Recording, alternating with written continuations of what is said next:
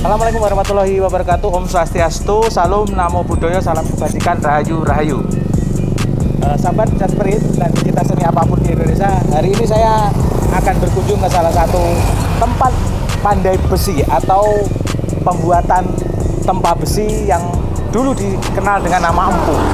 Nah, siapakah gerangan yang mau saya kunjungin? Yaitu Jero Ketut Margi. Dia ada di daerah Desa Banjar Pande, Batu Sangian, Desa Gubuk, Tabanan, Bali, Indonesia. Ini yang akan menarik, yang akan kita kupas tentang bagaimana cerita Jero Margi akhirnya menjadi salah satu seorang empu yang sangat terkenal. Dan di Desa Gubuk tadi sangat terkenal, hampir mayoritas penduduk di situ adalah pengrajin pandai besi atau yang dulu sering disebut dengan empu. Ikuti perjalanan saya ke tempat Jero Margi atau Margi Kris di Tabanan. Nanti seperti apa ceritanya, kita akan ikuti ulasannya di dalam segmen konten mengenal budaya pandai besi. Oke, kita simak ya perjalanan saya ke Tabanan, Bali.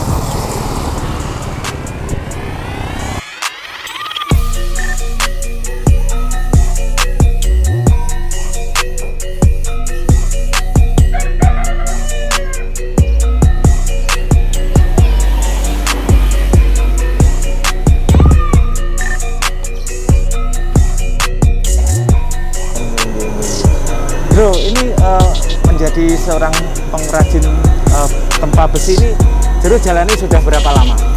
Kalau saya untuk menempa besi, kalau di Pandai itu kan ada nama dua, Agagawo dan non Agagawo. Kalau saya dari non Agagawo dari kecil, kalau orang di Pandai kan anak saya tuh masih kecil merangkak tuh tak ajak di sini kemarin. Kalau saya tuh dari kecil udah di Pandai. Berarti dari orang tua ya, dari turun-temurun ya. Nah, termasuk tempat ini, kampung ini memang juga sudah Kampung dari Pandai. Kampung Pandai. Kalau di luar ketahnya Kampung Batu Sangian. Kalau orang di luar tuh kalau bilang Batu Sangian tuh tempat Pandai semua.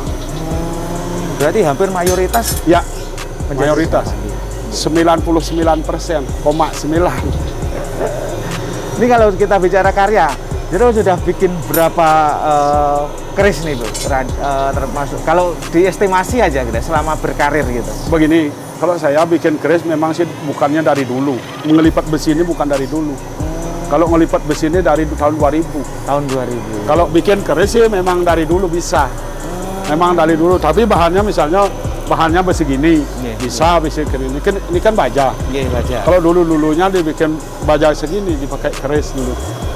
Karena nggak tahu caranya ngelipat besi. Tahun 2000, bulan November, belajarlah saya ke Madura. Oh, ke Madura. Ke tempatnya Cak Rafiq. Oh, Cak Rafiq. Ya, tahu. Ntar aja telepon. Dia sekarang tinggal di Blitar. Ya, dekatnya kuburan Soekarno. Ya, dekat makam Bung Karno. Nah, itu nabe saya itu. Oh, gitu. Kalau lipatan yang paling sulit nih, Jero, kan kalau kita zaman dulu sampai ribuan lipatan gitu. Ini kalau untuk sekarang ini bisa maksimal berapa lipatan, Jero? Kalau saya cuman di bawah 200. Di bawah 200. Paling-paling 108 atau 112. Kalau ke atas nggak pernah. Nggih. Misalnya kalau pakai lipatan 1000. Aduh. Ini lipatannya 88. Kalau 1000 berapa biji? Oh, ini 88 lipatan ya? Ini 88 lipatan. Iya. Sama itu. Kalau sampai 1000 gimana? Bisa segini. Nggih. Kalau saya secara logika, kalau lipatan nggak mungkin sampai 1000. Iya. Kecuali 1000 tempaan, ya. Iya. Karena kan di dalam rumor keris kan kalau kita bicara penangguhan ya, kayak Sedayu itu kan terkenal sekali. Ya. 4000 sekian lipatan itu secara analogi kita juga nggak sampai ya, tapi itu sudah jadi apa ya, bahasa masyarakat di Tosanaji gitu, nggih. Kalau pendapat saya, memang sih kemungkinan, bukannya saya membantah lipatan 1000, kemungkinan 1-2 bisa dia. Orang yang bikin itu 1-2. Misalnya gini, ini kan udah dilipat, lagi dilipat. udah disatukan, lagi dilipat. Kan lipatnya 3 kali lipat sama lipat sini, dijadiin, udah menyatu dia lagi dilipat, dikalikan sekarang. Mungkin bisa. Bisa ya. Ya. Kalau ini bisa dijadikan 1000, bisa. Tapi Perlu waktu lama, perlu istilahnya kondisi harus kuat, fisik, harus fit. Konsepnya harus benar, tujuannya oke. Iya. Nah ini sebenarnya kalau misalkan kayak gini nih, ini kan pesenan nih Bu, ada yang pesen gitu. Itu Ya. memang harus dicari tanggal lahirnya, hari Ya, baiknya. Bukan. Kalau saya biasanya nyari tanggal hari baik. Kalau orang bikin keris, kalau di Bali yang bagus. Bentang hari yang Brahmo, yang bagus. Kalau di Bali. Kalau kemungkinan di Jawa itu kan dari tanggal lahir gitu. Netonnya, Hari baik. apanya gitu. Nah jujur aja baru sekali ini masukin besi nggak ada upakara biasanya. Udah pasti. Karena harinya nggak ada. Dalam yayasan dalam gedung Ratih ya, jadi Jero menjadi salah satu expertnya, jadi ahlinya dalam seni keris, dalam pembuatan keris dan ahli dalam pusaka. Apa kesan Jero dengan yayasan gedung Ratih yang inisiali oleh Pak Ketut Darmo, Guru Ketut Darmo? Yayasan Gedung Ratih seperti apa Jero? Saya tuh sebenarnya bangga. Dari dulu saya mengangan-angankan supaya ada seperti anak bapak angkat itu misalnya. Saya tuh senang dengan adanya Gedung Ratih sekarang berdiri sudah selama 1 tahun. Mudah-mudahan makin aja Gedung Ratihnya sampai generasi penerusnya. Itu saya merasa bangga. Bisa ada misalnya ngwacak kelahiran, ada yang ngwacak tempat suci gitu.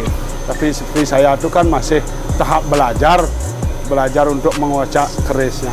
Bukannya saya orang ahli mengwacak keris, tapi saya akan belajar. Ini kan kebetulan saya sudah bersama Guru Ketut Darmo. Jadi apa yang mau disampaikan di ulang tahun Gedung Ratih? Kemarin sudah dilakukan seremoninya gitu. Yang jelas, yang merasa bangga dengan adanya HUT ulang tahun Gedung Ratih. Dan saya mohon supaya semakin jaya, Gedung Ratihnya supaya semakin jaya. Asongkara juga seperti Jero Sengapnya ikut di sana. Seperti orang bilang kalau di Bali ada madunya. Kalau madu dibilang di Bali itu Sengapnya sebagai madu bagi saya. Ada Haji Kobar, ada dan semacam yang lain-lainnya. Termasuk penasihatnya saya juga merasa bangga. Ketuanya juga termasuk seperti guru kita, Pak Ketutnya. Asongkara dia ikhlas ngayah, itu yang banggakan. Om Swastiastu. Dengan ulang tahun Yayasan dalam Gedung Ratih yang pertama kemarin, dengan konsep Mekaryalan Mayadnyo, kita menampung orang-orang gila di sana. Gila seni, gila budaya, gila permata, menyatu di sana jadi satu. Mudah-mudahan ke depan, karena konsepnya biar semua lapisan, semua karakter Mekarya dan Mayadnyo dan juga ekonomi kreatifnya di sana ada. Termasuk pewacaan keris, ini ahlinya masternya Jero Margi. Nanti beliau sudah ikut tergabung di sana. Cita-cita saya ke depan nanti membuat workshop di sana. Museum juga. Iya, semacam museum untuk pelestarian budaya di bidang keris dan perbatuan Nusantara. Nah, mudah-mudahan ini bisa terwujud dengan adanya beliau tergabung di sana. Nanti expertnya sudah ada, kita bisa melestarikan budaya dari dalam Gedung Ratih. Memang di dalam Yayasan Gedung Ratih memang semua ada. Semua ada. Orang gila, tapi gila dalam bentuk keahliannya yang gila luar biasa gitu. Iya. Nah ini ke depan mungkin semacam kegiatan pameran atau mungkin apa itu sudah diplaningkan lagi untuk pusaka satu gitu. Kalau sudah kondusif untuk keadaan alam, yaitu dengan hilangnya musim pandemi corona ini, mungkin di Yayasan dalam Gedung Ratih akan mengadakan pameran permata Nusantara, mengangkat batu permata Pulaki Bali dan diselaraskan dengan pelestarian keris, diimbangi dengan pameran keris. Nanti di dalam satu pameran itu ada keris sama permata, karena itu salah satu bentuk pelestarian budaya di dalam Gedong Latih. Di samping untuk pelestarian budaya, dari segi UMKM-nya kita menaungi UMKM juga, dan kita di dalam pameran nanti biar bisa mengundang para pejabat dan kolektor keris dan permata biar bergerak ekonomi kreatifnya di sana. Luar biasa, mudah-mudahan nanti di tahun 2002 nggih Pak Doni. Iya, siap. Ya, sahabat Jasperin dan pecinta seni hobi di Indonesia, seni apapun itu, seharian saya berkunjung ke Margi Keris di Tabanan, dan saya ditemani oleh seorang tokoh yang luar biasa, yaitu Guru Ketut Dharma Krisnawijaya. Beliau adalah pemilik yayasan dalam Gedong Ratih, dan ternyata Empu Margi juga salah satu seorang yang ada di dalam yayasan Gedong Ratih, yang beliau seorang expert di dalam seni pusaka atau tempa besi. Nah, melengkapi sudah edukasi kali ini bagaimana perjalanan Jero Margi meniti karir mengenal pusaka yang sudah lebih dari 30 tahun. Beliau mengalami suka duka, beliau mencoba untuk menjadi salah satu pemegang tonggak estafet dari pendahulunya dulu, karena memang di daerah tempat Jero Margi lahir ini hampir mayoritas masyarakat adalah pengrajin pandai besi yang dulu kita sebut empu, dan sekarang beliau layak dikatakan empu masa kini. Melalui karya-karya beliau yang sangat diminati oleh banyak masyarakat Bali dari segala segmen. Ada yang dari Brahmana, kemudian ada dari yang pura, kemudian ada yang dari rakyat biasa, dan itu menjadikan bahwa karya Empu Margi atau Jero Margi memang menjadi sesuatu yang membanggakan, dan beliau ternyata menggali ilmunya sampai ke daerah Jawa Timur. Orang yang sangat berpengaruh bagi perjalanan Jero Margi adalah Cak Rofik. Cak Rofik adalah salah seorang budayawan ahli Tosanaji. Beliau lahir di Madura, Jawa Timur, dan sekarang menetap di Blitar, dan itu adalah orang yang berjasa dalam karir Jero Margi. Mungkin kupasan ini yang kita bisa aturkan kepada teman-teman semua, sahabat-sahabat Jasperin dan pecinta seni apapun, karena kalau bukan kita, siapa lagi akan mengedukasi atau meneruskan karya adiluhung leluhur bangsa ini. Dari Tabanan, Bali, saya sampaikan, saya haturkan terima kasih. Semoga tayangan ini bermanfaat.